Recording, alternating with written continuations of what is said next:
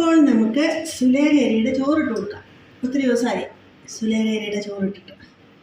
ഇവിടെ എന്നും അങ്ങനെ ചോറ് വയ്ക്കലൊന്നുമില്ല, എന്തെങ്കിലുമൊക്കെ കൈ കിട്ടുന്നതിന് കഴിക്കും, അതുകൊണ്ടാണ് കേട്ടോ.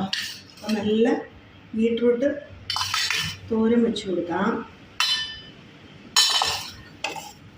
പിന്നെ ഒരുപാട് കറികളൊന്നും അങ്ങനെയില്ല കേട്ടോ. പിന്നെ ഉണക്കമീൻ ഫ്രൈ ആണ്. ഉണക്കമീനൊക്കെ എൻ്റെ ഫേവറേറ്റാണ്, അതുകൊണ്ടാണ്. പിന്നെ നമ്മൾ കറി വെച്ച് വാളമീനിൻ്റെ ഉണക്കമീൻ കറിയാണ് വെക്കാൻ പോകുന്നത്.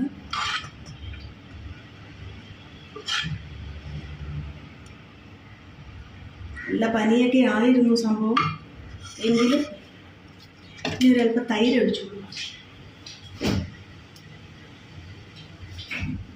തൈര് അച്ചാർ അങ്ങനെയൊക്കെ ഉണ്ട് സംഭവം, എങ്കിലും സൗണ്ട് അത്ര ക്ലിയർ ആയിട്ടില്ല. എന്നാലും തൈരിനോടൊക്കെ ഭയങ്കര ഇഷ്ടമാണ്. ഇത് അച്ചാറാണ്, ഇത് ഞാൻ തന്നെ ഇട്ടൊരു സംഭവമാണേ.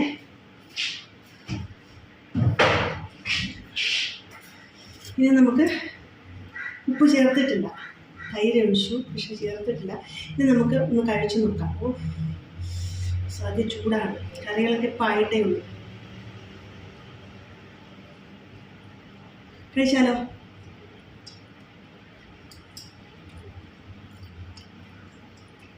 ഉണക്കമീൻ കറി എന്നൊക്കെ പറഞ്ഞാൽ ഒരൊറ്റ കറി മതി, വേണ്ട മുരിങ്ങയ്ക്ക.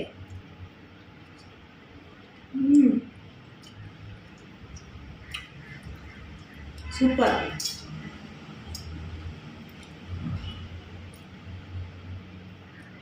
ഇത് ഫ്രൈ ആണ്. എനിക്ക് കറിയെക്കാട്ടിലും ഉണക്കമീൻ ഫ്രൈ ആണ് ഭയങ്കര ഇഷ്ടം. മീൻ കറിയിലും അങ്ങനെയാണ്, ഫ്രൈ തന്നെയാണ് ഇഷ്ടം.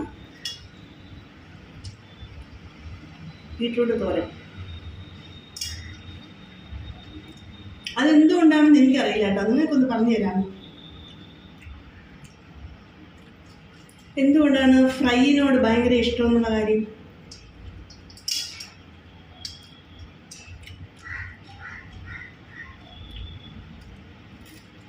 ഇത് കണ്ട ആരും ഉണക്കമീനാന്ന് പറയില്ല കേട്ടോ, വെറും നൈസായിട്ടാണ് കട്ട് ചെയ്തിട്ടിരിക്കുന്നത്. ഇത് വാള ഫ്രൈ ആണ്. എനിക്കിങ്ങനെ കട്ട് ചെയ്യുന്നതാണ് ഭയങ്കര ഇഷ്ടം. ചെറിയ ചെറിയ പീസുകളായിട്ട് എടുത്ത് കഴിക്കാനാണ് ഭയങ്കര ഇഷ്ടം. അപ്പം നന്നായിട്ട് മുരിഞ്ഞ് ഫ്രൈ ആയിട്ട് വരും. അപ്പം അത് കഴിക്കാൻ ഒരു പ്രത്യേക ടേസ്റ്റാണ്, അതുകൊണ്ടാണ് കേട്ടോ. അപ്പോൾ നിങ്ങൾ ഉച്ചയ്ക്ക് ഊണ് കഴിച്ചു.